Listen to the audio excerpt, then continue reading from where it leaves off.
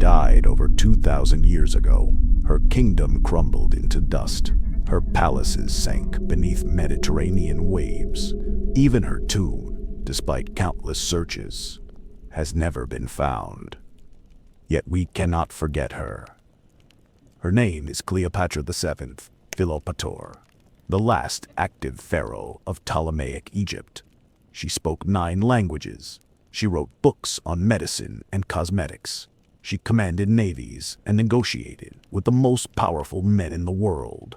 She seduced Julius Caesar and Mark Antony, not with beauty alone, but with intelligence, wit, and political genius. But here's what's strange. Almost everything you think you know about Cleopatra is wrong. She wasn't Egyptian. She was Greek. She probably wasn't exceptionally beautiful. Ancient sources praised her voice and presence, not her face. She didn't die for love. She died defending her kingdom's independence. She wasn't a seductress manipulating weak men. She was a skilled diplomat navigating a world dominated by Roman military power. The Cleopatra of legend. The exotic femme fatale rolling out of a carpet, bathing in milk, dying dramatically with an asp at her breast, is largely a Roman invention. Her enemies wrote her history. They needed her to be a dangerous foreign sorceress, a corrupting Oriental influence, a threat to Roman virtue. So that's the story they told. And we've been telling it ever since. Shakespeare turned her into tragic romance. Hollywood turned her into Elizabeth Taylor in golden eyeliner. Feminists turned her into a symbol of female power. Egyptologists turned her into a symbol of Egypt's last glory. Everyone wants a piece of Cleopatra. But who was she really? Tonight we explore the true Cleopatra. Not the myth, but the woman. A brilliant politician born into a dying dynasty.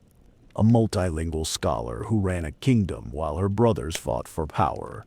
A military strategist who gambled everything to save Egypt's independence. A mother who fought for her children's inheritance. And ultimately, a tragic figure who chose death over subjugation.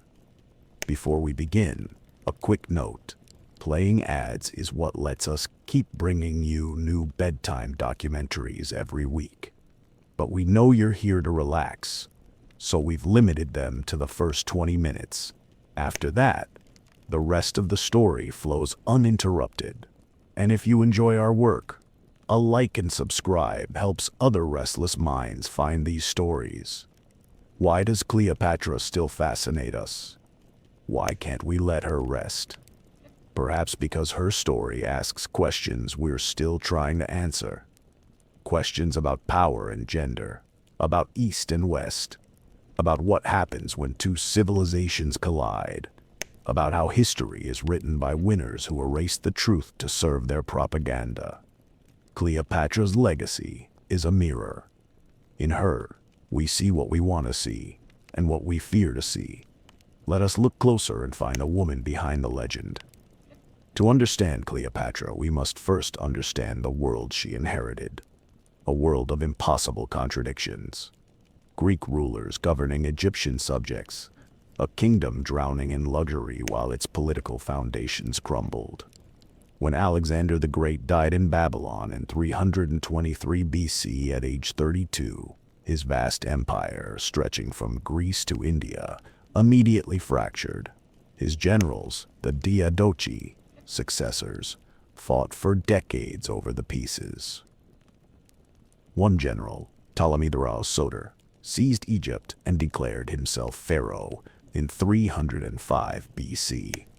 This began the Ptolemaic Dynasty, a Greek royal family that would rule Egypt for 275 years.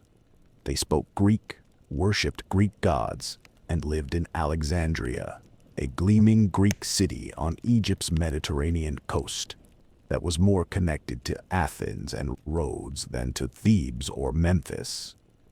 The Ptolemies barely acknowledged Egypt's native population except to tax them. Yet they styled themselves as pharaohs, adopting Egyptian titles and religious symbols to legitimize their rule. They built temples to Egyptian gods, decorated in traditional style but inscribed with Greek text. They married their siblings, not from Greek custom but from Egyptian pharaonic tradition, which saw brother-sister marriages as divine. The result was cultural schizophrenia, Greek on the surface, Egyptian underneath, and neither truly synthesized. For 2 centuries this system worked. The Ptolemies made Egypt rich. They controlled the Eastern Mediterranean trade. They built the Library of Alexandria, the ancient world's greatest collection of knowledge, housing perhaps 500,000 scrolls. They patronized scholars, scientists, and artists. Alexandria became the intellectual capital of the Hellenistic world, producing Euclid, geometry, Eratosthenes, who calculated Earth's circumference, and countless others. But by the 1st century BC, the dynasty was collapsing. Successive pharaohs were weak, corrupt, or insane. Palace intrigues, assassinations, and civil wars were constant. The native Egyptian population, resentful of Greek oppression, rebelled repeatedly, and looming over everything was Rome. Rome in the 1st century BC was transforming from republic to empire. It was militarily invincible, economically voracious, and politically unstable. The Senate sent armies to conquer Greece, Syria, Anatolia. Everywhere the successors of Alexander had ruled. Egypt was next. The only question was when and how Rome would take it. The Ptolemies survived through bribery and diplomacy, paying Roman generals and senators enormous sums to leave Egypt independent. Ptolemy the Boy, Auletes, the flute player, Cleopatra's father, essentially bankrupted Egypt, paying bribes to maintain his throne. Into this dying world, in 69 BCE, Cleopatra was born. She was the 3rd child of Ptolemy the Wealthy, and likely a Greek mother. Her mother's identity is uncertain, possibly Ptolemy the XIII's sister wife, Cleopatra V, or perhaps a lower status consort. She had 2 older sisters, Cleopatra VI and Berenice IV, and later 2 younger brothers, Ptolemy III and Ptolemy XIV, who would become her rivals and nominal co-rulers. Cleopatra's childhood was violent and unstable. When she was about 11, her father was driven from Egypt by riots over his heavy taxation and subservience to Rome. He fled to Rome to beg for help. While he was gone, her older sister Berenice IV seized the throne. After 3 years, Ptolemy the Ptolemy returned with a Roman army, executed Berenice, and reclaimed his throne. Cleopatra learned young that power was precarious, that family members would kill each other for it, and that survival required ruthlessness. But she also received an extraordinary education. Unlike most Ptolemies, who barely learned Egyptian, if at all, Cleopatra mastered it, the first Ptolemaic ruler in 300 years to speak the language of her subjects. She also learned Greek, Latin, Hebrew, Aramaic, Syriac, Ethiopian, Median, and Parthian, 9 languages total according to Plutarch. She studied mathematics, astronomy, philosophy, oratory, and medicine. She wrote treatises on cosmetics, gynecology, and weights and measures, all now lost. She wasn't just intelligent, she was one of the best educated people in the ancient world. When Ptolemy the XIII died in 51 BC, he left his throne to his 18-year-old daughter Cleopatra and her 10-year-old brother Ptolemy III, whom he required to marry. Typical Ptolemaic sibling marriage. Cleopatra was now queen of Egypt, but she was also a Greek woman in a culture where women didn't rule alone. A Greek ruler over resentful Egyptian subjects. and the head of a kingdom surrounded by Roman power. Her reign would last 21 years, and it would end in suicide, defeat, and the extinction of her dynasty. Cleopatra became queen at 18, co-ruling with her 10-year-old brother-husband Ptolemy III. In theory, they ruled jointly. In practice, Cleopatra ruled alone. She immediately asserted dominance. Official documents from the first years of her reign mention only Queen Cleopatra, omitting Ptolemy III entirely. This was unprecedented and dangerous. Her early reign faced immediate crises. The Nile's flooding was poor, causing famine. Egypt's economy, based on grain production, suffered. Food shortages led to riots. The people blamed the Greek rulers who taxed them but couldn't feed them. Meanwhile, Rome's civil war between Julius Caesar and Pompey was spilling into the eastern Mediterranean, threatening to engulf Egypt. But Cleopatra's real enemies were closer. The palace courtiers, who resented a woman ruling independently. Chief among them was the eunuch Pothinus, the royal tutor Theodotus, and the general Achillas, advisors to young Ptolemy III, who wanted to replace Cleopatra with her more malleable brother. By 48 BC, they'd succeeded, through palace intrigue and possibly military force. They drove Cleopatra from Alexandria. She fled with her younger sister, Arsinoe IV, to the Egyptian-Syrian border, where she began raising an army to retake her throne. Civil war was imminent. Cleopatra's forces versus Ptolemy III's forces, Greek versus Greek, with ordinary Egyptians suffering in between. Then Julius Caesar arrived and changed everything. Caesar was chasing Pompey after defeating him at the Battle of Pharsalus, 48 BC. Pompey fled to Egypt, thinking Ptolemy III's son would shelter him. Ptolemy III had owed Pompey favors, but Pothinus and the advisors made a cold calculation. Caesar was winning Rome's civil war, so they should curry favor with him. When Pompey's boat approached Alexandria on September 28, 48 BC, Ptolemy's men invited him to shore, then stabbed him to death and beheaded him. Caesar arrived 3 days later. He was presented with Pompey's head and signet ring. He wept.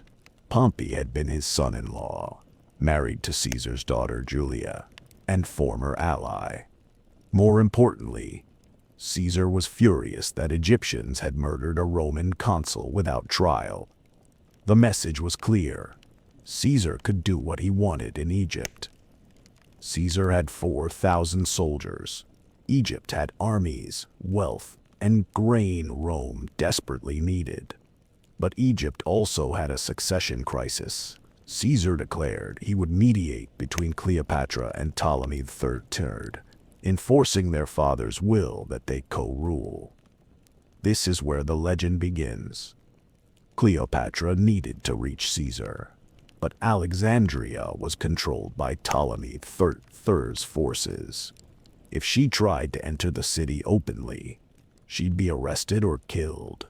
She needed a dramatic gesture that would get her into Caesar's presence while demonstrating her boldness and cleverness. So she had herself smuggled into the palace. The exact method is debated. Plutarch says she was rolled in a carpet, or bedding, sindon in Greek, which could mean various coverings, carried by her Sicilian associate Apollodorus.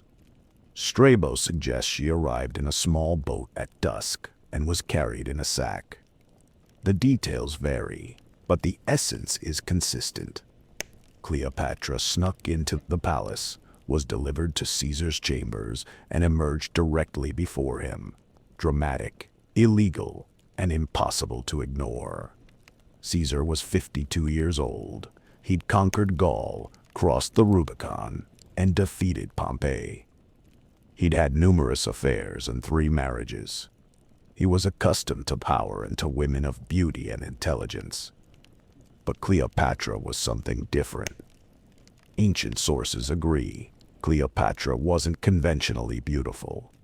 Her coins show a woman with a prominent hooked nose, strong jaw, and rather masculine features, far from the stunning beauty of legend. But Plutarch writes that her charm was irresistible.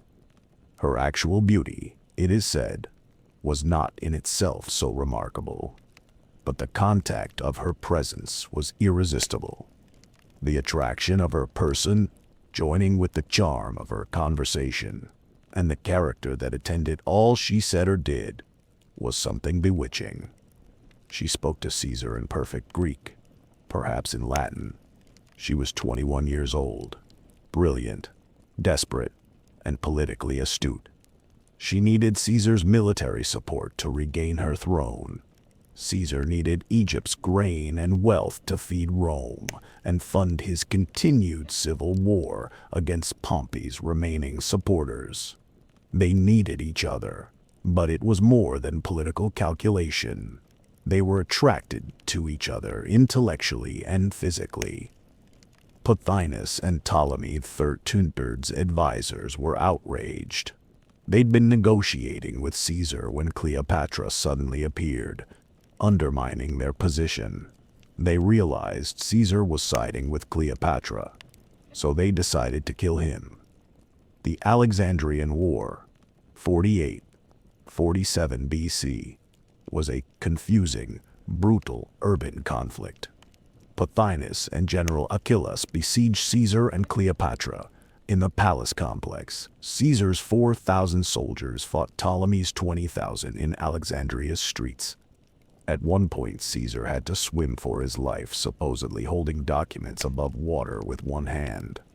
The famous Library of Alexandria partially burned, either accidentally or deliberately, losing thousands of irreplaceable manuscripts. Caesar sent for reinforcements. Troops arrived from Syria and Pontus. In March 47 BC, at the Battle of the Nile, Caesar crushed Ptolemy XIII's army. Ptolemy III fled the battlefield, tried to cross the Nile, and drowned. His boat capsized, weighed down by his golden armor. He was 14 years old. Caesar installed Cleopatra as queen, co-ruling with her younger brother Ptolemy XIV, then about 12 years old. Her sister, Arsinoe IV, who had sided with Ptolemy III, was captured and sent to Rome as a prisoner. Cleopatra had won. She was queen again, with Caesar's military backing. And she was pregnant with Caesar's child. In June 47 BC, Cleopatra gave birth to a son, Ptolemy XV Caesar, nicknamed Caesarion, Little Caesar. The child was Caesar's only biological son. His adopted heir Octavian was his grandnephew.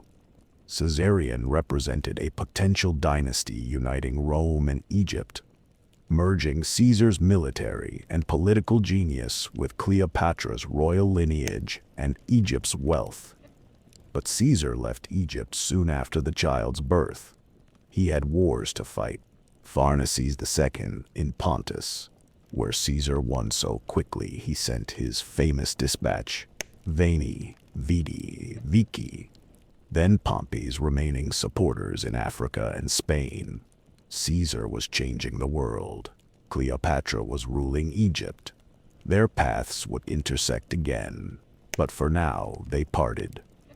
Cleopatra had gambled everything on Caesar and won. She had her throne. She had secured Egypt's independence as a Roman client state, but still independent.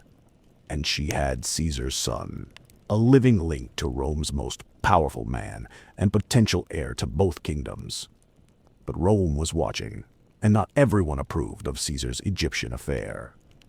In 46 BC, Cleopatra did something unprecedented. She traveled to Rome with her brother-husband Ptolemy XIV and her son Caesarion, taking up residence in Caesar's villa across the Tiber River. A foreign queen visiting Rome, living in the dictator's property. It was scandalous. Caesar was at the height of his power, celebrating 4 triumphs for his victories in Gaul, Egypt, Pontus, and Africa. Cleopatra attended these celebrations, witnessing Roman military glory firsthand and seeing her own sister, Arsinoe IV, paraded through Rome in chains as a captive. Arsinoe's presence in the triumph was meant to symbolize Egypt's submission. But Roman audiences, seeing a young girl in chains, felt pity rather than triumph.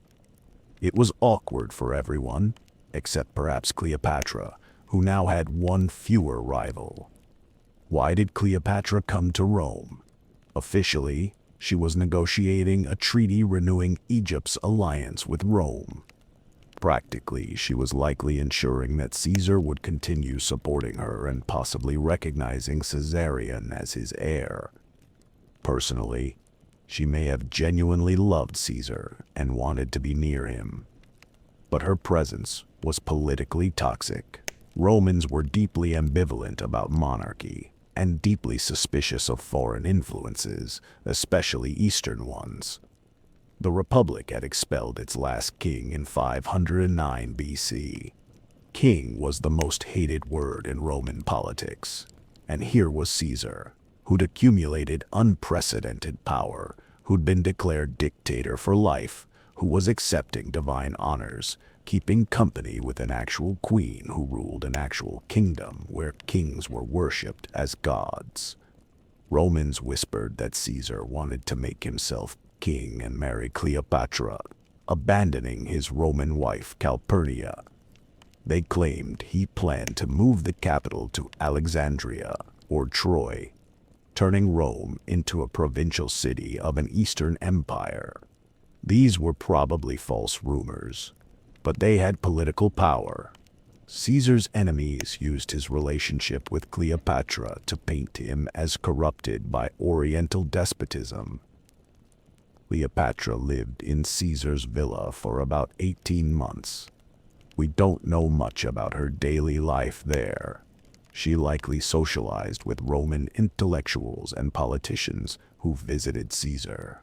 Cicero met her and later wrote that he disliked her intensely. He found her arrogant. Cicero used the word superbia, meaning proud, haughty, insolent. Given Cicero's contempt for Caesar and his conservatism regarding foreign influences, this isn't surprising, but it shows Cleopatra wasn't universally charming. She was polarizing. Some were fascinated, others repelled. Caesar had a golden statue of Cleopatra placed in the temple of Venus Genetrix, the goddess Venus, from whom Caesar's family, the gens Julia, claimed descent. The statue depicted Cleopatra as the goddess Isis, linking her to divine ancestry. This was extraordinary, a foreign queen honored in a Roman temple, and it outraged conservatives. Then, on March 15th, 44 BC, the Ides of March, Caesar was assassinated. 23 stab wounds from conspirators who claimed to be saving the Republic. Et tu, Brute? He died at the foot of Pompey's statue, the most powerful man in the world, murdered by senators who feared he would become king. For Cleopatra, it was disaster. Her protector, ally, lover, and the father of her son was dead. Rome erupted into chaos. She was a foreign queen in a city that had just murdered its leader, partly because of anti-monarchical sentiment and fear of Eastern influence. She was in danger. Cleopatra left Rome quickly, probably in April 44 BC, returning to Egypt. She took Caesarion with her, but before leaving she may have taken one precaution. Ptolemy XIV, her brother, husband, and co-ruler, died suddenly, possibly of illness, possibly of poison. If Cleopatra had him poisoned, as some ancient sources hint, it was cold political calculation. With Caesar dead, she needed undisputed power in Egypt, and Ptolemy XIV was a potential rival her enemies could manipulate. She made Caesarion her co-ruler as Ptolemy XV Caesar. Now she ruled with her 3-year-old son. Egypt was hers, but Caesar was dead, and Rome's civil war was starting again. Soon Cleopatra would have to choose sides once more. Caesar's assassination plunged Rome into another civil war. On one side were the assassins, Brutus, Cassius, and other liberators, who claimed they'd save the Republic. On the other side were Caesar's loyalists, Mark Antony, Caesar's co-consul and loyal lieutenant, and Octavian, Caesar's 18-year-old adopted heir. Cleopatra watched from Egypt. Her position was precarious. Egypt was fabulously wealthy but militarily weak. Rome's legions could crush her army. Her only defense was playing Roman factions against each other and making herself too valuable to attack. She needed to back the winning side in Rome's civil war. Choose wrong, and Egypt would be invaded and annexed. Choose right, and Egypt might survive. Initially, she stayed neutral, claiming Egypt's internal problems, famine, plague, and administrative challenges, prevented her from supporting anyone. Both sides tried to recruit her. She had money, grain, and naval power. She gave vague promises to both sides, stalling. Then Cassius, one of Caesar's assassins now commanding forces in Syria, demanded Egyptian support. Cleopatra refused. Cassius planned to invade Egypt, but events in Rome distracted him. Mark Antony and Octavian had reconciled, forming the second triumvirate with Lepidus. They proscribed, ordered the murder of, their enemies, including Cicero. Then they marched east to confront Brutus and Cassius.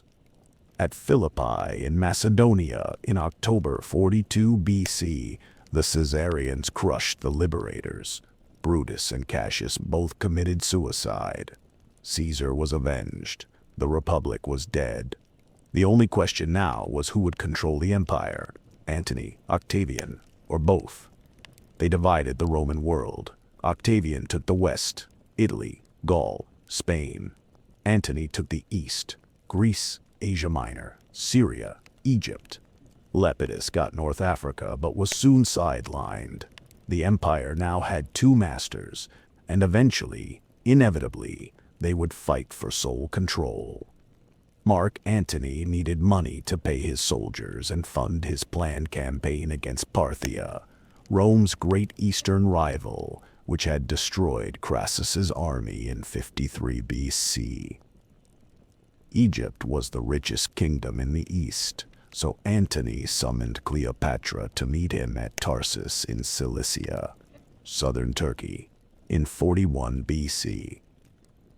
She was to answer charges. Had she supported Cassius? Would she support Antony's campaigns? Cleopatra knew this meeting would determine her kingdom's survival. She prepared carefully. She would not arrive as a subordinate pleading for mercy. She would arrive as a queen, demonstrating Egypt's wealth and her own magnificence. What happened next became legendary.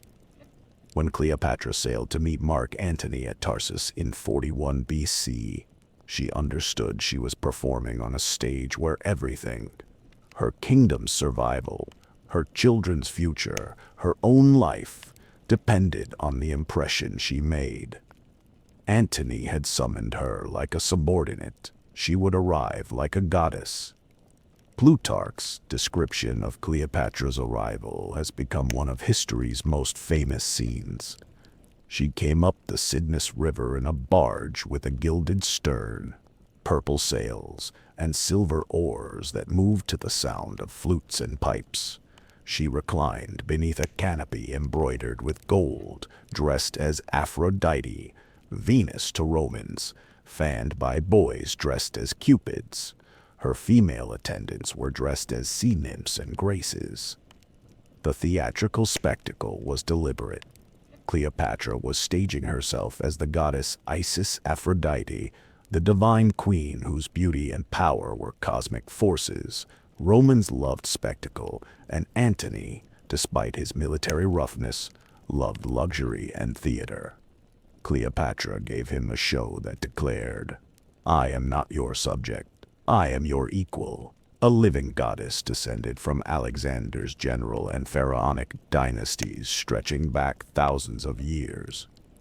Word spread through Tarsus. Crowds lined the river to see her.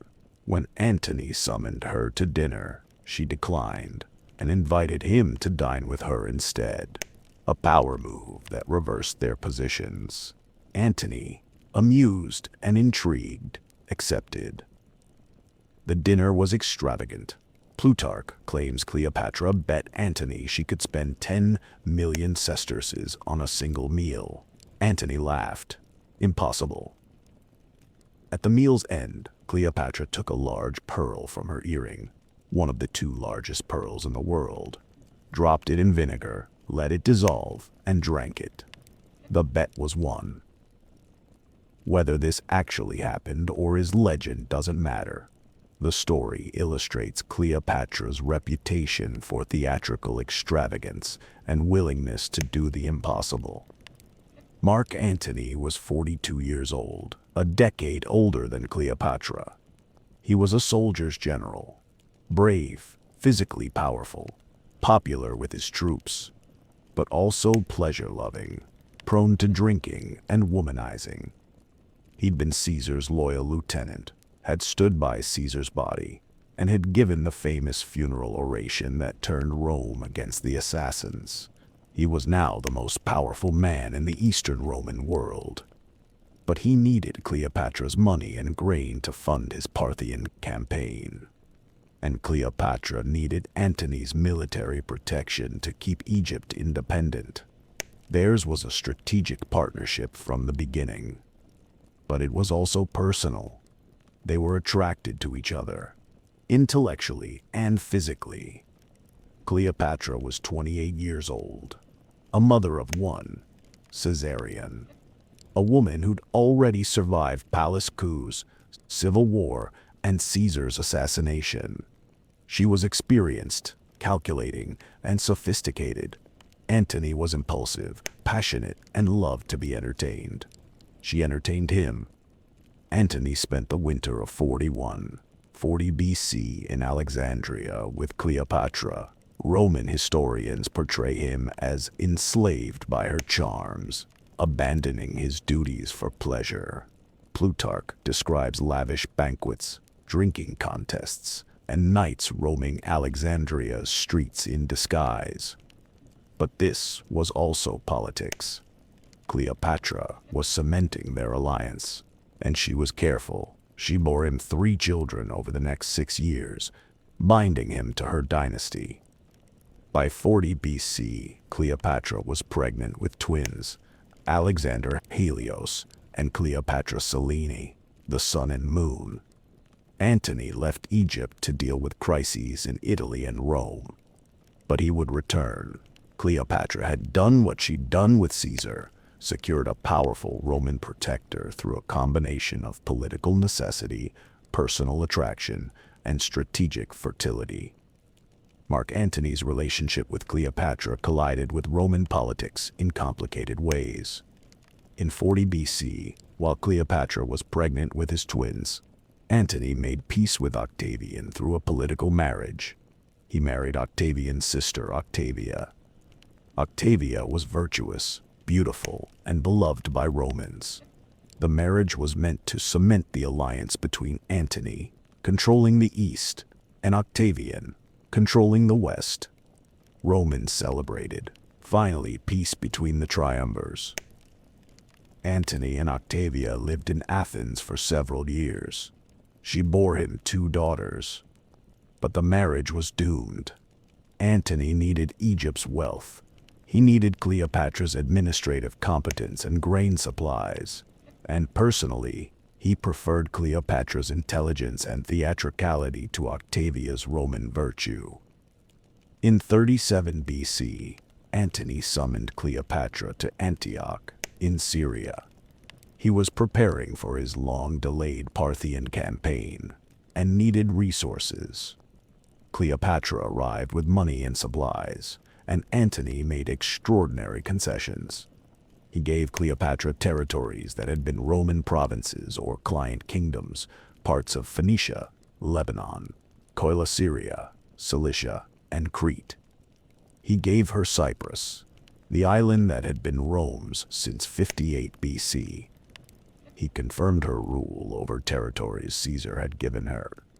He essentially rebuilt the Ptolemaic Empire, restoring much of its ancient extent. Why? Partly love. They'd been separated for 3 years, and Antony missed her. Partly politics. Cleopatra could govern these territories more efficiently than Roman appointees. Partly propaganda. Antony was styling himself as the ruler of the East, and having a wealthy queen as his ally and partner enhanced his prestige. In Antioch, Antony and Cleopatra conducted what may have been a marriage ceremony, though not legally valid under Roman law. Antony was still married to Octavia, and not a Roman ceremony, but possibly an Egyptian or Greek one. Ancient sources are unclear. What's certain is that Antony acknowledged their 3-year-old twins and gave them royal titles. Alexander Helios and Cleopatra Selene were named co-rulers of territories Antony controlled. Then, in 36 BC, Cleopatra gave birth to their 3rd child, Ptolemy Philadelphos. Antony now had 3 children with Cleopatra, plus 2 with Octavia, plus children from earlier marriages. His family was binational, spanning east and west. This would later be used against him. In 36 BC, Antony launched his Parthian campaign. It was a disaster. Poor intelligence, bad supply lines, and Parthian cavalry tactics devastated his army. Antony lost perhaps 20,000 soldiers and retreated to Syria. It was a humiliating defeat, far worse than Crassus's disaster decades earlier in scale, if not in symbolism. Cleopatra met him in Syria with supplies, money, and clothing for his freezing, starving soldiers. She likely saved his army from complete collapse. Roman historians would later portray this as Cleopatra bailing out her incompetent lover. But it was also Cleopatra doing what she'd always done, using Egypt's resources to keep her Roman protector strong enough to protect her. Antony returned to Alexandria to recover and plan a new campaign.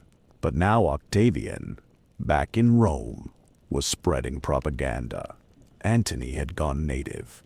He'd abandoned his Roman wife for an Eastern queen. He was giving away Roman territories to a foreign woman. He was becoming more Egyptian than Roman. The propaganda was effective. Romans were disturbed. Antony was supposed to be conquering the East for Rome. Instead, he seemed to be conquering Rome for the East.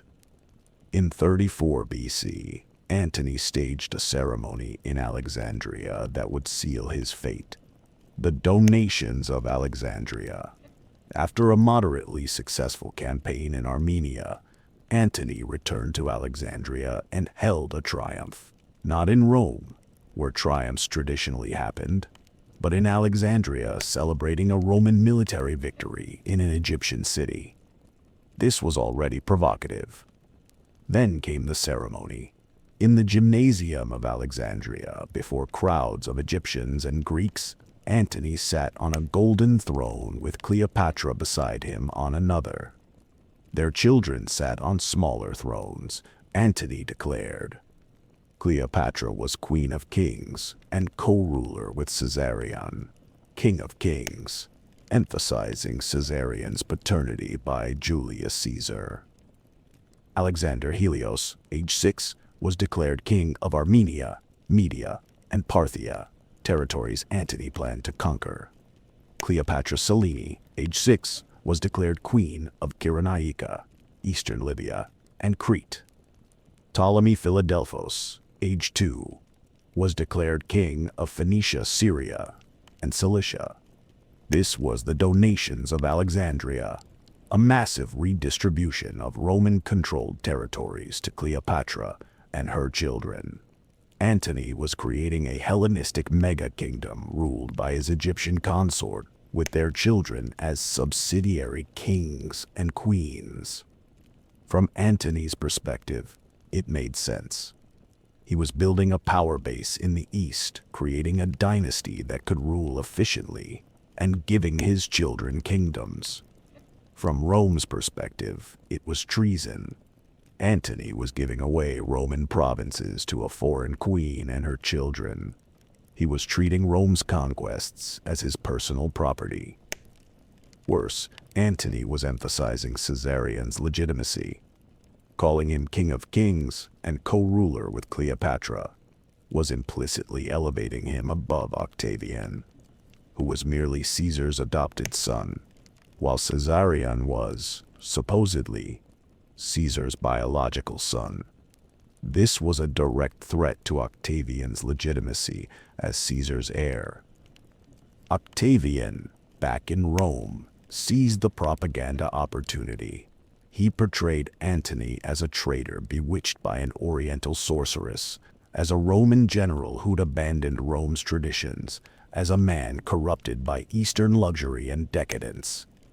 He portrayed Cleopatra as the real enemy, a foreign queen scheming to rule Rome, a threat to Roman virtue and masculine authority. The propaganda worked. Romans had always been ambivalent about powerful women and suspicious of Eastern influences. Now they saw Antony as Cleopatra's puppet, as a man who'd betrayed Rome for a woman. Antony's supporters in Rome defected to Octavian. The Senate turned against him. In 32 BC, Antony formally divorced Octavia, who'd remained loyal and returned to Rome. It was the final break. Octavian convinced the Senate to declare war, not on Antony, a fellow Roman, but on Cleopatra, a foreign queen. Technically, this was a foreign war. Practically, it was Roman civil war. The final confrontation was coming. By 31 BC, the Roman world was divided. Octavian controlled the west. Antony and Cleopatra controlled the east. Both sides raised massive fleets and armies. The showdown would happen at sea. Antony's fleet gathered at Actium on the western coast of Greece. He had perhaps 500 warships and 70,000 infantry. Cleopatra brought 60 Egyptian ships and additional resources. Their plan was to break through Octavian's blockade, sail to Egypt, regroup, and continue the war. Octavian's fleet, commanded by the brilliant Admiral Agrippa, had about 400 warships, but were faster and better crewed. They blockaded Antony's fleet in the Ambracian Gulf. Antony's soldiers were suffering from disease and desertion. His position was weakening daily. On September 2nd, 31 BC, the fleets engaged at the Battle of Actium. What exactly happened is debated. The battle wasn't a decisive military defeat. It was more of a failed breakout. Cleopatra's squadron, carrying the war chest, managed to break through the Roman line and escape. Antony, seeing her ships escaping, abandoned his flagship, boarded a smaller vessel, and followed her. His remaining fleet, leaderless, surrendered or fled. Ancient Roman historians portrayed this as Antony chasing after Cleopatra like a love-struck fool, abandoning his men for his mistress. Modern historians suggest it was a planned retreat. Cleopatra's ships carrying the treasury were the priority, and Antony followed to protect the resources needed to continue the war. Either way, the result was catastrophic. Antony's army, watching his fleet sail away, felt abandoned. Within days, they surrendered to Octavian. Antony's allies defected. The war was essentially over. Antony and Cleopatra returned to Alexandria. They knew what was coming. Octavian would pursue them to Egypt. Without armies or allies, they couldn't resist. Their only options were surrender or death. They spent the winter of 30 BC in a strange mix of despair and defiance. They threw lavish parties, Cleopatra's last great banquets. They formed a suicide pact society called Partners in Death, Synapothenaumenoi. They prepared for the end. Cleopatra had one final card to play, her treasure. Egypt's accumulated wealth, gold, jewels, spices, ivory, was stored in her mausoleum. She threatened to burn it all if Octavian attacked. The threat worked. Octavian wanted Egypt's wealth intact.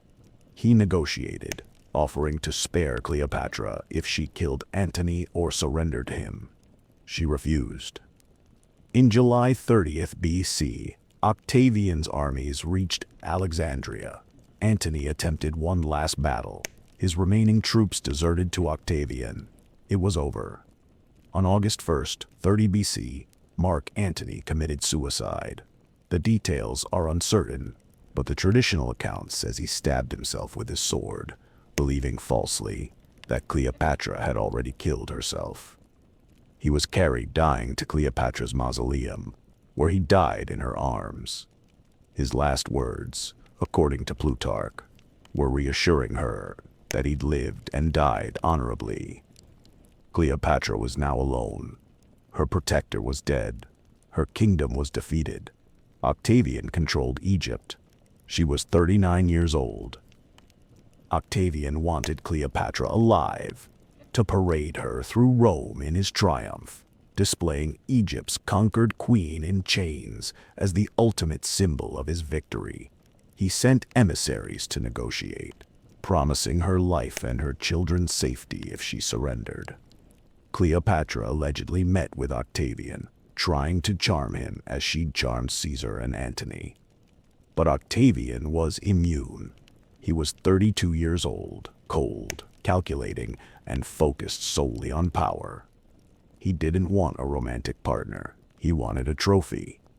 Cleopatra realized she would be paraded through Rome, humiliated before jeering crowds, then likely strangled in prison.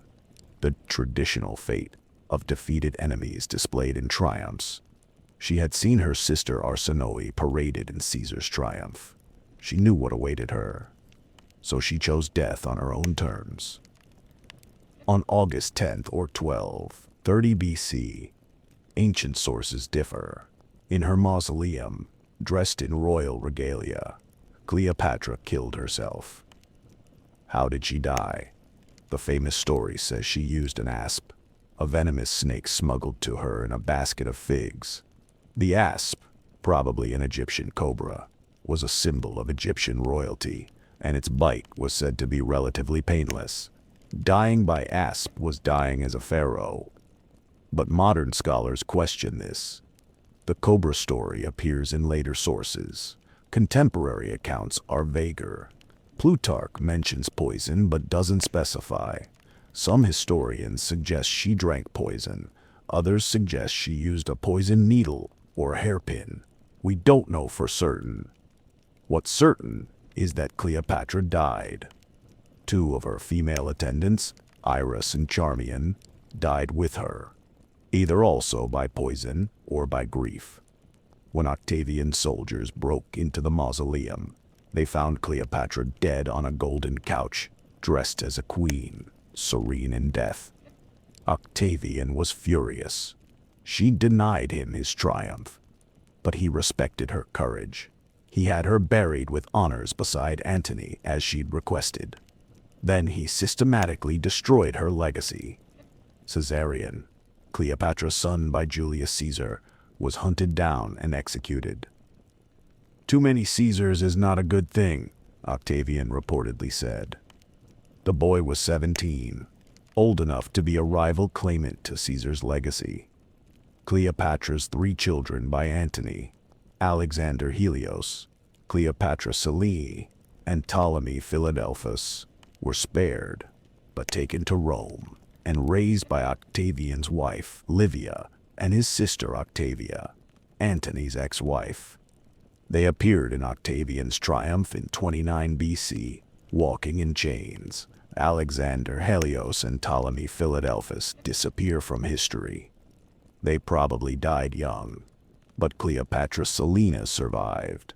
She was eventually married to King Juba II of Mauritania, modern Morocco, Algeria, becoming a queen and naming her son Ptolemy, continuing the bloodline. Egypt became a Roman province, governed by Octavian's appointee. The Ptolemaic dynasty, which had ruled Egypt for 275 years, was extinct. Cleopatra was the last pharaoh of Egypt. Cleopatra's death didn't end her story. It began her transformation from historical figure into myth. And the first mythmakers were her enemies, the Romans who defeated her. Octavian, who would become Emperor Augustus in 27 BC, needed to justify his conquest of Egypt and his defeat of Mark Antony. He couldn't admit he'd fought a civil war against a fellow Roman. That would make him a tyrant, not a savior.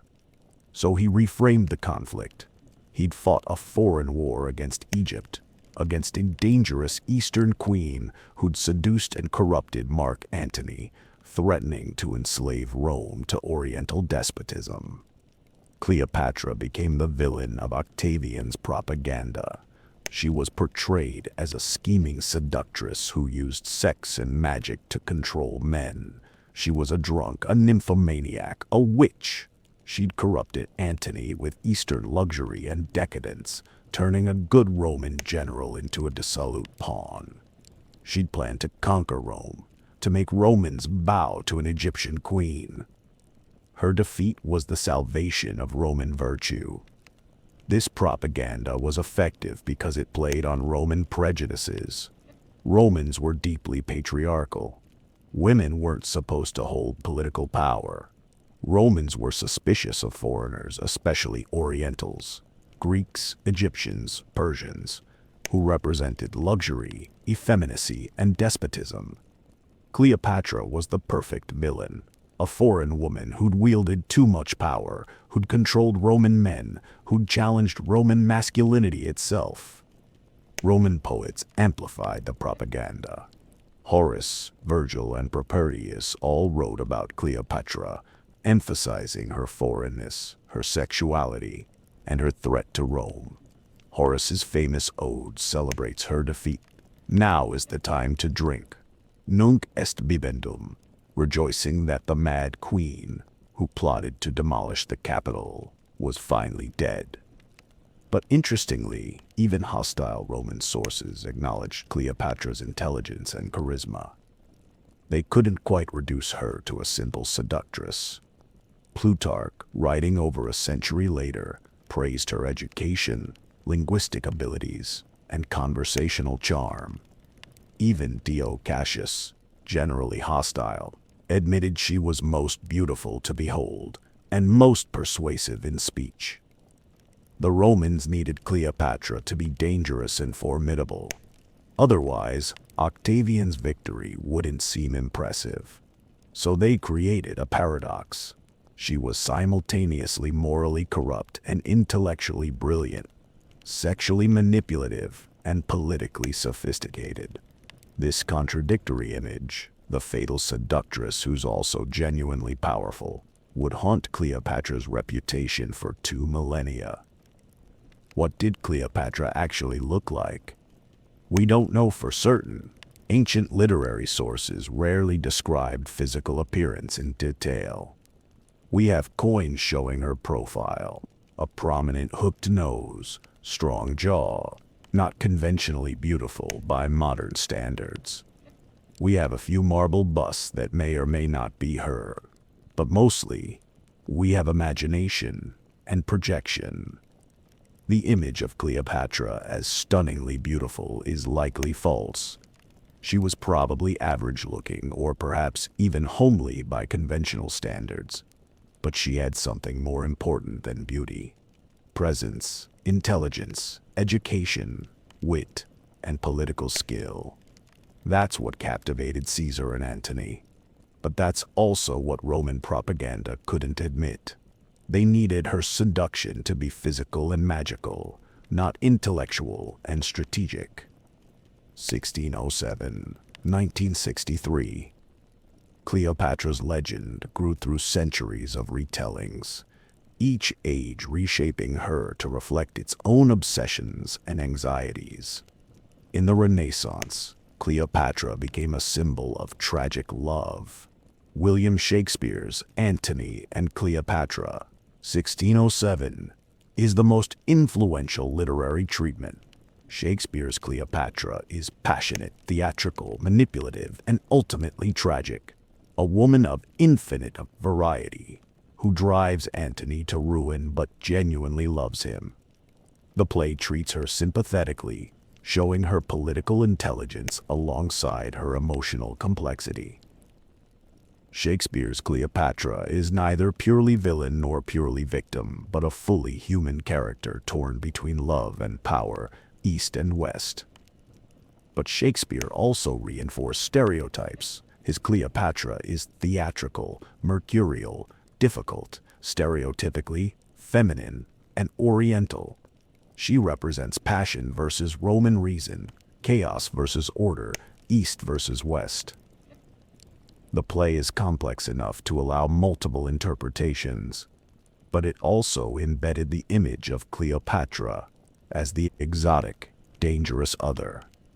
In the 18th and 19th centuries, European imperialism shaped how Cleopatra was understood. As European powers colonized Africa and Asia, Cleopatra became a symbol of the Orient, exotic, sensual, dangerous, and ultimately conquered. Orientalist paintings depicted her in romanticized Egyptian settings, usually half-naked, surrounded by luxury and servants. She represented both the allure and the threat of the East, seductive, but needing to be controlled by Western, Roman power. Then came Hollywood. The 1963 film Cleopatra, starring Elizabeth Taylor and Richard Burton, became the most expensive film ever made at that time, costing $31 million, equivalent to over $300 million today. It was a spectacular mess. Production disasters, rewrites, and the real-life affair between Taylor and Burton that mirrored the Cleopatra-Antony relationship and dominated tabloids. The film presented Cleopatra as glamorous, beautiful, and powerful, but also defined primarily by her relationships with men. Taylor's Cleopatra is sympathetic, but still ultimately a tragic romantic heroine whose political skills are secondary to her love affairs. The film emphasized spectacle, elaborate costumes, massive sets, thousands of extras, reinforcing the image of Cleopatra as embodiment of Eastern luxury and excess. But Taylor's casting was itself controversial. Elizabeth Taylor was white, English-born, and didn't resemble any plausible reconstruction of the historical Cleopatra. The film whitewashed Cleopatra, casting her as a European beauty rather than acknowledging her Greek Macedonian heritage, or considering that she might have had North African or West Asian features. This whitewashing continued a long tradition of Western audiences claiming Cleopatra as one of us, rather than acknowledging her alterity. The persistence of Cleopatra in popular culture, operas, novels, films, television shows, even video games, shows our continued fascination. But what are we fascinated by? The historical woman or the myth? The political genius or the seductress? The last pharaoh of Egypt or the symbol of female power that must be simultaneously admired and destroyed? The feminist movement of the 1970s and beyond transformed how Cleopatra was understood. Feminists asked, was Cleopatra a powerful woman who used the tools available to her in a patriarchal world?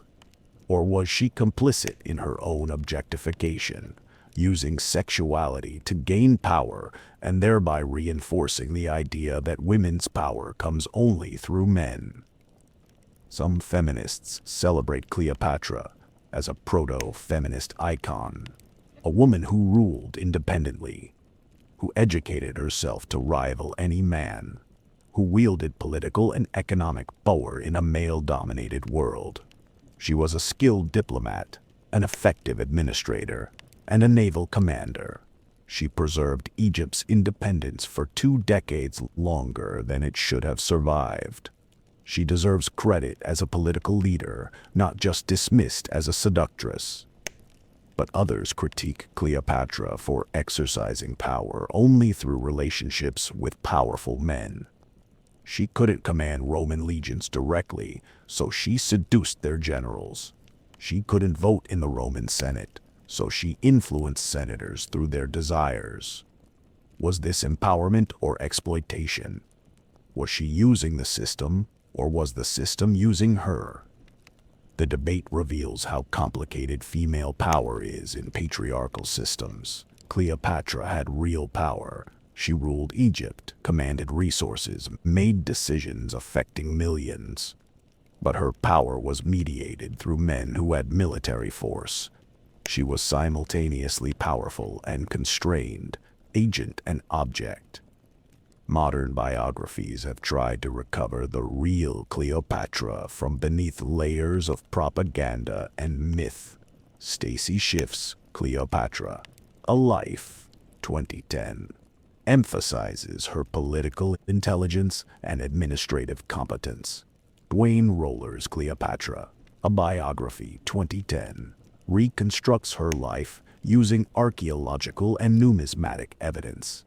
These works paint Cleopatra as a Hellenistic monarch using traditional tools of diplomacy, gift-giving, and alliance-building, not fundamentally different from male rulers of her era, except that her gender became a weapon her enemies used against her. The racial dimension of Cleopatra's legacy has also become contested. Afrocentrist scholars have claimed Cleopatra as African, pointing out that Egypt is in Africa and that she may have had African ancestry. Her mother's identity is uncertain, possibly a lower-status Egyptian or other non-Greek woman, possibly with African heritage. If so, Cleopatra would have been mixed race by modern categories. But this is complicated. Cleopatra identified as Greek, not Egyptian or African. The Ptolemies practiced brother-sister marriage to keep the bloodline pure Greek. They were colonizers ruling Egypt, not representatives of African civilization. Claiming Cleopatra as African can erase the uncomfortable reality of Greek colonialism in Egypt. The 2020 saw controversy when Gal Gadot, an Israeli actress, was cast as Cleopatra in an upcoming film. Critics argued that Cleopatra should be played by a North African or Arab actress, not a white European actress. Others pointed out that Cleopatra was ethnically Greek Macedonian, so casting is complicated. The debate shows that Cleopatra's identity remains contested. Everyone wants to claim her or deny her depending on contemporary political agendas. What's clear is that Cleopatra cannot be reduced to a single interpretation. She was politically savvy and probably personally engaging. She used sexuality as a tool, but also had genuine relationships. She was a colonizer ruling Egypt, but also Egypt's defender against Roman colonization. She was complicit in Roman imperialism, but also its victim. She was a woman wielding power in a man's world, using the tools available to her, and ultimately destroyed for daring to challenge Roman hegemony. Cleopatra's physical legacy is frustratingly absent. We don't have her tomb. We don't have her palace. We don't have manuscripts she wrote. Almost all physical evidence of her existence has vanished. Ancient sources say Cleopatra was buried with Mark Antony in a tomb near Alexandria. Octavian, Augustus, reportedly ensured she was buried honorably, as promised. But the location is unknown. Over 2 millennia, Alexandria has been repeatedly damaged by earthquakes, tsunamis, and human construction. Much of the ancient city, including the royal quarter where Cleopatra's palace stood, has sunk beneath the Mediterranean Sea due to land subsidence and sea level rise. In recent decades, underwater archaeology has explored Alexandria's submerged ruins. Divers have found statues, columns, sphinx figures, and architectural fragments from the Ptolemaic period. In 1992, archaeologist Frank Godio's team discovered what may be parts of Cleopatra's palace complex underwater in Alexandria's eastern harbor. They found foundations, columns, and artifacts suggesting royal structures. But definitive identification is difficult. Since 2005, archaeologist Zahi Hawass and Dominican archaeologist Kathleen Martinez have excavated the Temple of Taposiris Magna, about 50 kilometers west of Alexandria. Martinez believes Cleopatra's tomb may be located there. The team has found tunnels, chambers, coins bearing Cleopatra's image, and artifacts from the late Ptolemaic period. They've discovered 27 tombs, but not Cleopatra's. Martinez remains convinced it's there, possibly in an undiscovered chamber deep beneath the temple. Why does finding Cleopatra's tomb matter? Partly for historical knowledge. Inscriptions, artifacts, and possibly her mummy could teach us about her appearance, health, and life. Partly for archaeological prestige. Discovering Cleopatra's tomb would be one of archaeology's greatest finds, rivaling King Tut's tomb in public fascination.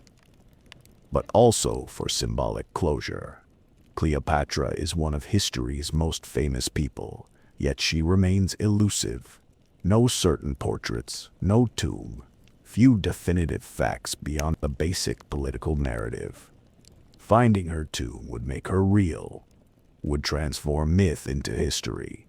It would be, in a way, bringing her back. The search continues, but perhaps there's something fitting in the fact that Cleopatra's tomb remains undiscovered. She's become myth, legend, symbol. Perhaps finding her actual burial place would diminish her, would make her too concrete, too mortal, too real. As long as she's lost, she remains infinite in our imaginations. Chapter 15. Why Cleopatra Still Fascinates Us. The Eternal Mirror. Soft, reflective music returns, mixing Egyptian and modern elements. We return to the question we began with. Why does Cleopatra still fascinate us? Why, after 2,000 years, do we keep telling her story? Perhaps because Cleopatra is a mirror. Different ages see different reflections. The Romans saw a threat, a powerful foreign woman who challenged their masculinity and their empire. They needed her to be a villain to justify their conquest. Medieval Christians saw a warning, a pagan temptress whose sensuality destroyed good men. She became a cautionary tale about female sexuality and worldly luxury versus Christian virtue. Renaissance dramatists saw tragic grandeur, a queen who chose death over humiliation, who loved passionately and lost everything. She became the archetype of tragic romance. Imperialist Europeans saw exotic otherness, the mysterious Orient embodied in female form, alluring and dangerous, needing to be conquered and controlled. She justified colonialism. Modernists saw female power, a woman who ruled in a man's world, who was intelligent, educated, and politically brilliant. She became a proto-feminist icon. Contemporary feminists see complexity, A woman using available tools in a patriarchal system, neither purely empowered nor purely exploited, navigating impossible constraints with skill and courage. Afrocentrists see African heritage, reclaiming Cleopatra as African, resisting the historical whitewashing that claimed her for Europe. Popular culture sees spectacle, glamour, romance, tragedy, exotic settings, and dramatic death. She sells movies, novels, and Halloween costumes. Each interpretation says more about the interpreter than about Cleopatra. We project our obsessions onto her blank screen, and because so little definitive evidence survives, no autobiography, no unbiased contemporary account, no tomb, not even a certain portrait, we're free to imagine her however we wish. But perhaps that's Cleopatra's ultimate victory. She wanted to be remembered as divine, as powerful, as significant. She wanted her name to echo through eternity. And it has. She's achieved immortality, not through conquest or monuments, but through the endless fascination she provokes. The historical Cleopatra was a Hellenistic monarch navigating the collapse of her dynasty and the rise of Roman imperialism. She was intelligent, multilingual, politically skilled, and ultimately tragic. She gambled everything to save Egypt's independence and lost. She chose death over subjugation. But the mythical Cleopatra is something more. A symbol of female power, of East-West conflict, of the politics of beauty and sexuality, of how history is written by victors and rewritten by each generation. She's whatever we need her to be.